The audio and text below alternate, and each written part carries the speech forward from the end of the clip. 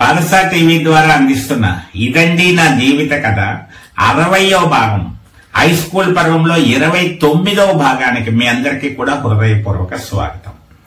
బాల్య పర్వం చాలా తొందరగానే 30 భాగాలు పూర్తయ్యాయి.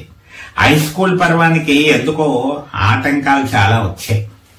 ఈసారి వాటన్నిటినీ తగ్గించి కాలేజీ పర్వాన్ని చాలా చకచక ముందుకు తీసుకువెళ్లాలనేటువంటి ఒక నిర్ణయంతో ఉన్నాను. మరి ఈరోజు హై స్కూల్ పర్వం దగ్గరకు వచ్చేటప్పటికి 10వ తరగతి పరీక్షా కార్యక్రమాలు ఎలా జరిగాయో కూడా చెప్పుకుంటూ వచ్చాం. 10వ తరగతి పరీక్షల్లో స్లిప్పుల గురించి చెప్పుకున్నాం. ఆ స్లిప్పులు ఎక్కడో చోట దాచుకోవడం కూడా ఒక కళ. ఎందుకంటే చెకింగ్ వచ్చినప్పుడు అన్ని తీసేసుకుంటారు ఎవడా ఉంటే. వాళ్ళకి తెలియకుండా దాచుకోవాలి, అవసరం అయినప్పుడు తీయాలి, వాళ్ళు చూడకుండా రాయాలి. ఎంతో గొప్ప నైపుణ్యం ఉండాలి. నాయుడు మురళీధర్ అనే మా కాలేజీ ఎస్పీఎల్ ఉండేవాడు. అతను ఒక ఐడియా ఏమిటి అంటే, తను కూర్చునేటువంటి చెక్క బెంచి కింద ఒక తడికిలాగా తయారు చేసుకున్నాడు ముందు 2 రోజుల ముందు. దాని మీద ఈ పాకెట్ గైడ్ పెట్టుకున్నాడు. అవసరమైతే అక్కడ వాతావరణాన్ని బట్టి అందులోంచి ఆ పేపర్ చింపుకొని తాను పెట్టుకోగలుగుతాడు. దానికి ఎంత ధైర్యం కావాలి. ఇలాంటివి ఎన్నో సంఘటనలు జరుగుతున్నాయి. కానీ అలాంటి వాటికి అంటే స్లిప్పులు పెట్టడం ఇలాంటి వాటికి దూరంగానే ఉన్నాం. అది భయం వల్ల అవ్వచ్చు, పిరికితనం వల్ల అవ్వచ్చు, అలాంటి పనులు చెయ్యకూడదు అనేటువంటి ఒక ఆలోచన వల్ల అవ్వచ్చు. ఏదైతేనే ఒక్కొక్కరు ఒక్కొక్క పద్ధతిలో ఉంటారు. కాబట్టి మా బ్యాచ్ లో చాలా మంది వరకు వాటి జోలికి వెళ్ళలేదనే చెప్పచ్చు. మరి సెలవులు పరీక్ష అవ్వగానే, ఆఖరి పరీక్ష అవ్వగానే చాలా సంతోషం, చాలా హడావిడి. ఆటోగ్రాఫ్ కార్యక్రమం. ఆటోగ్రాఫ్ అనేటువంటిది విషయం కూడా తెలియదు. అప్పుడే కొత్త మార్టిన్ సుధాకర్ దాని గురించి తెలియజేశాడు. ఒక విధంగా చెప్పాలంటే తను పెట్టించుకున్నాడు మా అందరి చేత ఒక బుక్ లాంటిది పెట్టి. ఏమిటి ఇదంటే, మళ్ళీ మనం ఎప్పుడు కలుస్తామో ఏంటో గుర్తుగా ఉంటుంది అని చెప్పేసి. అంటే అప్పుడు ఏం రాయాలో కూడా తెలియదు, అడ్రస్ రాసామంతే. అప్పుడు కొద్దిగా ఆటోగ్రాఫ్ గురించి అతని ద్వారా కొంత తెలిసింది. ఏమిటంటే ఒక ఏదైనా ఒక కొటేషన్ లాంటిది ఇవ్వడం, స్నేహం గురించో దాని గురించో ఒక 2 మాటలు రాయడం, ఇలాంటివన్నీ చేస్తారు అనేటువంటి ఐడియా తెలిసింది. మరి మేము పెద్దగా ఆటోగ్రాఫ్ గురించి ఏమీ ప్రయత్నం చేయలేదు. మార్టిన్ చేశాడు. ఎందువల్లంటే అందరం చిన్నప్పటి నుంచి తెలిసిన వాళ్ళని. తర్వాత ఇంటర్మీడియట్ లో ఆ కార్యక్రమం ముందుకు వెళ్ళింది. అది అప్పుడు వచ్చినప్పుడు చెప్పుకుందాం. అలాగా ఆటోగ్రాఫ్ అనేటువంటిది కూడా ఒకసారి పరిచయం అయింది. ఇంకా ఆ రోజు సినిమా. ఆ రోజుల్లో పుట్టినరోజు కానీ, ఇలా పరీక్షలు అయిపోయిన రోజు కానీ, ఏదైనా ముఖ్యమైన విశేషాలు ఉంటే అందరూ చేసేటువంటి ఒక కార్యక్రమం ఏంటంటే సినిమాకి వెళ్ళడమే. కేకు కటింగులు కూడా లేవు పుట్టినరోజులు వాటికి కూడా. ఎందుకంటే బేకరీలు లేవు, రాజమండ్రి వెళ్ళి తెచ్చుకోవాలి. అందువల్ల కేకు కటింగ్ అనేటువంటి కార్యక్రమ వేడుకలు ఆ రోజుల్లో లేనే లేవు.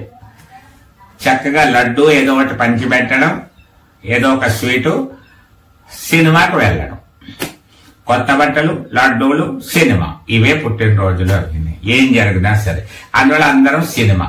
నా శ్రీదేవి థియేటర్, నటరాజ్ థియేటర్. అప్పుడు రాజకోట రహస్యం అనేటువంటి ఒక సినిమా అనుకున్నట్టుగా గుర్తు నాకు. ఎన్టీ రామారావుది రాజకోట రహస్యం సినిమా. ఆ సినిమాకు వెళ్ళినట్టుగా గుర్తు.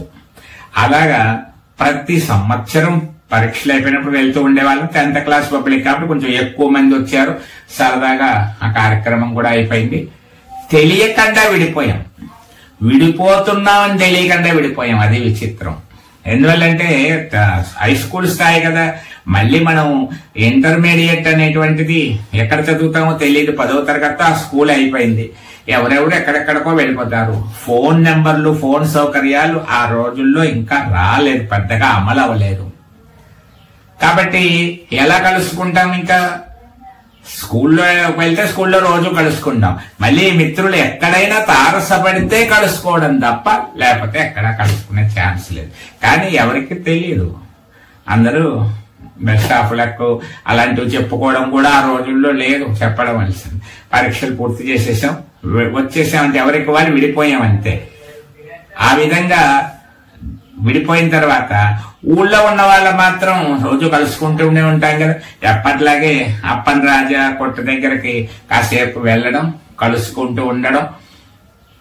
వేసంకాలం ఆటలు, వాలీబాల్, షటిల్, అలాగే గోళీలు తగ్గిపోయింది. ఇంకా 10th క్లాస్ వరకు 6, 7, 8 తరగతుల వరకు గోళీల ఆట ఉంది. ఆ తర్వాత తగ్గిపోయి ఎందులోకి వెళ్ళిపోయిందంటే ఇంకా వాలీబాల్లోకి వెళ్ళిపోయింది, లేకపోతే బ్యాడ్మింటన్ షటిల్ ఆటలోకి వెళ్ళిపోయింది, లేకపోతే క్యారమ్స్ లోకి వెళ్ళిపోయింది. చైనీస్ చెక్కర్ అనే ఒక ఆట ఉండేది, అలాంటి ఆటల్లోకి వెళ్ళిపోయింది అన్నమాట. ఇంకా ఖాళీ లేకుండా ఆటలు. సాధారణంగా చుట్టాల ఇంటికి వెళ్తారు అందరూ, అమ్మమ్మ గారింటికి అలాగా వెళ్తూ ఉంటారు. మరి మాకు పెద్దగా చుట్టాల ఇంటికి వెళ్ళేంత అలవాటు లేదు.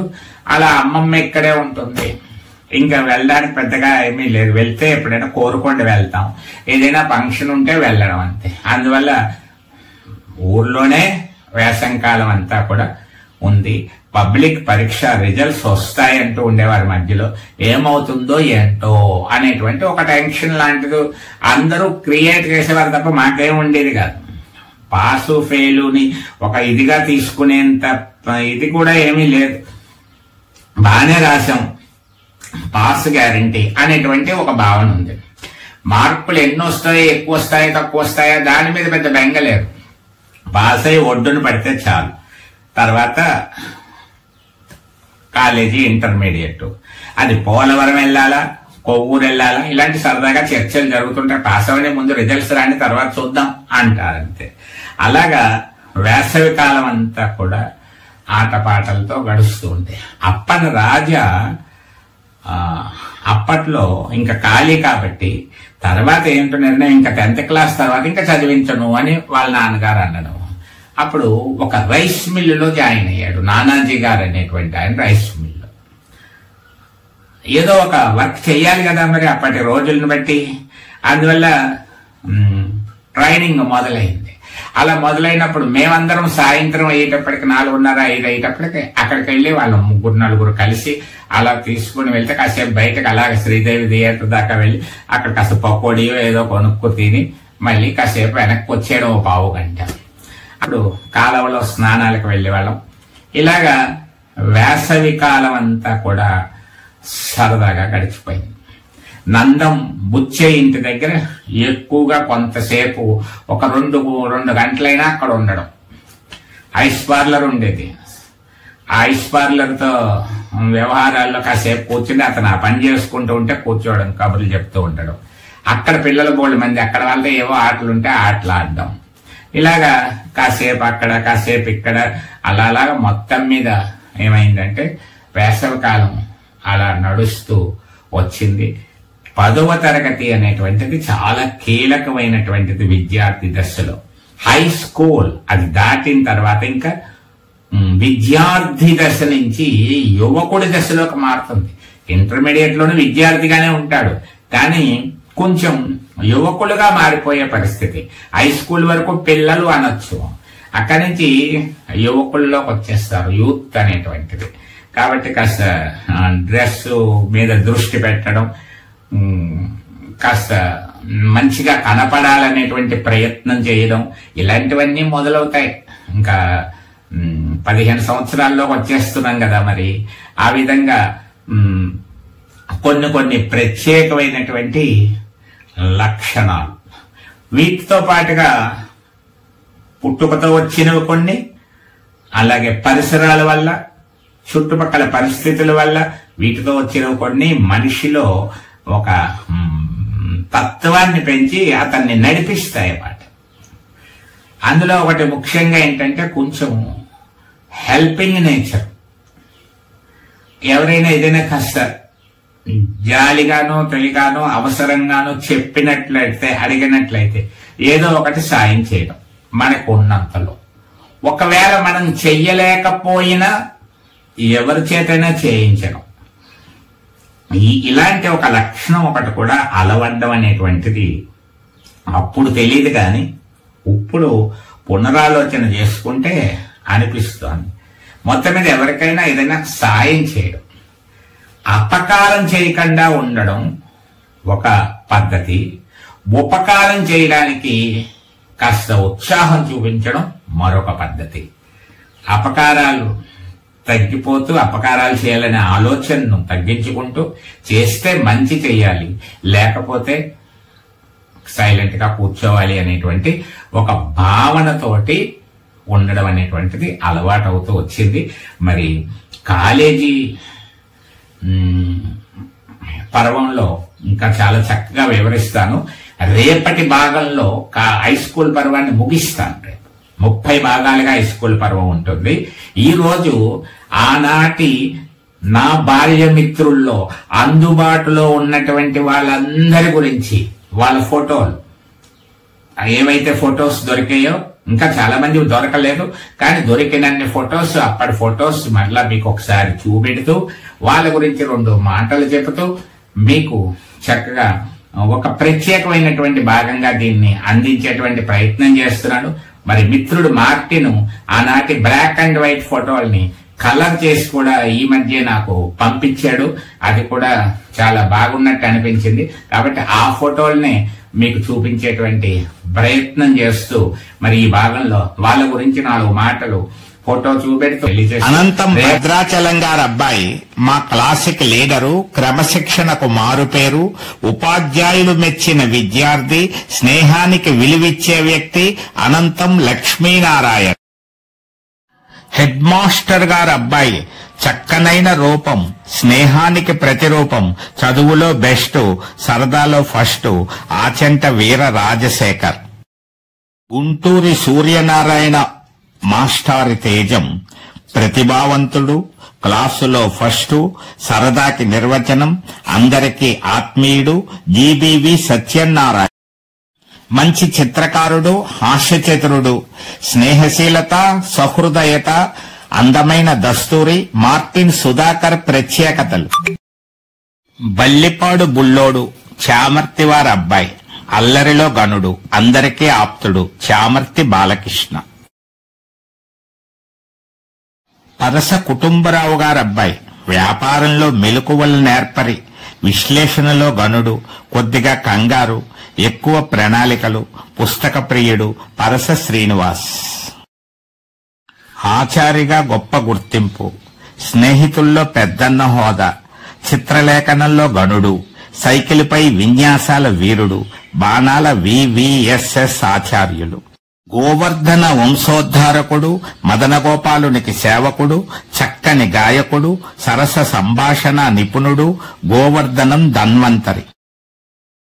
అవ్వారు మునేశ్వరరావు గారి అబ్బాయి, ఉంగరాల జుట్టున్నవాడు, అందగాడు, అందరివాడు, నవ్వుల గని, స్నేహశీలి, అవ్వారు రాధాకృష్ణ. నందం వీరాస్వామి గారి అబ్బాయి, నవ్వులను పంచే ఆనందం, కల్మషం లేని అంతరంగం, స్నేహాన్ని కాపాడుకునే గొప్పతనం, చిరునవ్వుల నెలరాజు మా నందం రాజా బుచ్చయ్య. విత్తం రామారావు గారి అబ్బాయి, బడిలో అందరికీ జగన్, పొడగరి గడసరి సొగసరి, పట్టు విడువడు గట్టు దిగడు, కవ్విస్తూ కలిసిపోతాడు, విత్తం జగన్నాథం. సత్య సాయిబాబా విడిచిన భక్తి బాణాల తేజం, తెల్లని వస్త్రధారణా శోభితం, సేవాభావానికి నిలువెత్తు దర్పణం, ఆడంబరాలకు బహుదూరం, స్నేహితులకి ఆత్మీయ బంధువు, బాణాల విజయ. అప్పనవారింట ఆవిర్భావం, నవ్వితే చొట్టపడే బొగ్గలు, గిరజాల జుట్టు, మాటపై పట్టు, బొద్దుగా ఉండే రూపం, పద్ధతిగా నడుచుకునే స్వభావం, అప్పన రుక్మాంగదరావు. ఆంధ్రా బ్యాంకు నాగేశ్వరరావు గారి అబ్బాయి, ఆటల్లో అఖండుడు, సినిమా ప్రియుడు, క్లాసులో పరిబలించిన స్నేహగంధం, గంధం రామకృష్ణ. కురసాల వారి కుర్రోడు, కుదురైనాడు, లెక్కల చిక్కులు తేల్చే సమర్థుడు, అందరికీ ఆప్తుడు, మరువలేని స్నేహితుడు, ఆటల్లో అకందుడు, మాటల్లో చతురుడు, కురసాల రామకృష్ణ. వెంపావారింట మోహనుడు, తరగతిలో వినయశీలుడు, వివాదాలకు అతీతుడు, స్నేహశీలి, విజ్ఞాన పిపాసి, కృషివలుడు వెంప అచ్యుత మోహన్ రావు. హోమియో డాక్టర్ కల్లూరి నరసింహమూర్తి గారమ్మాయి, ఉషస్సును మించిన హుషారు, నరసింహ తేజపుంజం, చిరునవ్వుతో పలకరింపు, చదువులో గానంలో బెస్ట్, కల్లూరి భాస్కర సీతా ఉషాకుమారి. అనంతం రామారావు గారమ్మాయి, అనంతం వారింట కురిసిన వెన్నెల, ఎక్కడుంటే అక్కడే గొప్ప సందడి, ఆగని మాటల ప్రవాహ జోరితో స్నేహితులను చేస్తుంది బేజారు, సమావేశాల్లో జ్యోత్స్న ఉంటేనే కలకల, ఆమె లేకుంటే వేదిక వెలవెల, అనంతం జ్యోత్స్నారమణి. రేమెల్ల వారింట రెండు చెడల దుర్గ, బాల్యం నుంచే గానంలో మేటి, మృదు స్వభావం, మితభాషణం, స్నేహ స్వభావం, పరోపకారం, రేమెల్ల వెంకట నాగ కనక దుర్గ. బందెలవారమ్మాయి, బడిలో భలే హుషారు, స్నేహభావం, వినయశీలత ఆమె ప్రత్యేకతలు, బందెల నాగమణి. కరణంగారమ్మాయి, మంచి మనసు, మాటల్లో హుషారు, అభిమాన సోదరి, పరస అలివేలు మంగతాయారు. అనకువకు మారుపేరు, సహనము, శాంతము, ఆభరణాలు, అల్లరిలో లాస్టు, నడవడికలో బెస్టు, అప్పన విజయలక్ష్మి. బండారు కొండయ్య గారి అమ్మాయి, ప్రకాశ తేజం, మంచితనం, స్నేహశీలత, సహృదయత, క్లాసులో చిరునవ్వుకి చిరునామా. పాటి బాబురావు భలే సరదా మనిషి, లాస్ట్ బెంచీలో కూర్చుని ఫస్ట్ బెంచీ వరకు నవ్విస్తాడు, కనపడని అల్లరి చేస్తాడు, మంచి గాయకుడు, స్నేహితుడు, ఇర్లపాటి బాబురావు. గోకవరపు వారమ్మాయి, గొడవలకు బహుదూరం, చిరునవ్వుతో పలకరింపు, బాల్య స్నేహితుల్ని మరువని మనసు, గోకవరపు జయలక్ష్మి సొంతం. వినూత్న ప్రయోగంగా జరుగుతున్నటువంటి, ఇప్పటి వరకు ఎవ్వరు చెయ్యనటువంటి ఒక ప్రయోగం, నా జీవిత కథను యూట్యూబ్ లో అనేక భాగాలుగా ఇవ్వడం అనేటువంటి జరుగుతోంది. కాబట్టి మీలాంటి అభిరుచి కలిగినటువంటి వాళ్ళందరూ ప్రోత్సహించవలసిందిగా కోరుకుంటూ సెలవు తీసుకుంటున్నాను.